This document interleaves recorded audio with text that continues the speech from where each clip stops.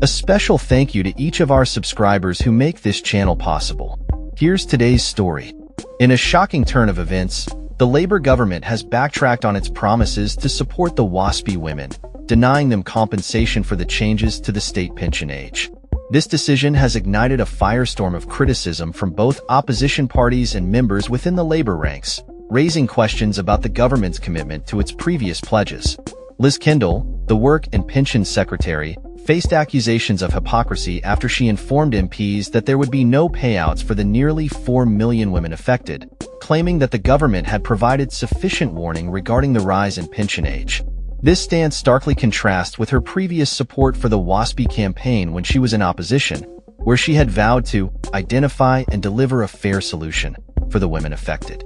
The Waspi campaign, which stands for Women Against State Pension Inequality, asserts that 3.8 million women born in the 1950s were not adequately informed about the changes, leading to chaos in their retirement plans. In fact, Labour's 2019 manifesto had promised compensation for these women, pledging up to £31,300 each at a projected cost of £58 billion. However, the party has now rejected calls from the Parliamentary Ombudsman to pay victims up to £2,950 each, despite the Ombudsman's findings that the Department for Work and Pensions, DWP, had mishandled communication regarding the pension age changes. Angela Madden, chair of the Waspi campaign, expressed her disbelief at the government's decision, stating, "This is a bizarre and totally unjustified move, which will leave everyone asking what the point of an ombudsman is if ministers can simply ignore their decisions." She further emphasized that the government's refusal to compensate the women is not only a political choice but a moral failure. The controversy stems from a 1995 law change that gradually increased the state pension age for women from 60 to 65 between 2010 and 2020. Many women claim they were not properly informed about this change, forcing them to adjust their retirement plans and resulting in significant financial losses. The rise in the pension age has been a contentious issue, leading to the formation of the Waspi campaign group, which has been advocating for justice for years. In the Commons, Kendall defended the government's position, stating, "We cannot accept that in the great majority of cases, sending a letter earlier would have affected whether women knew their state pension age was rising." She argued that the proposed compensation scheme would not be a fair or proportionate use of taxpayers' money, especially in light of the previous government's failure to allocate funds for any compensation scheme. The backlash from within the Labour Party has been significant.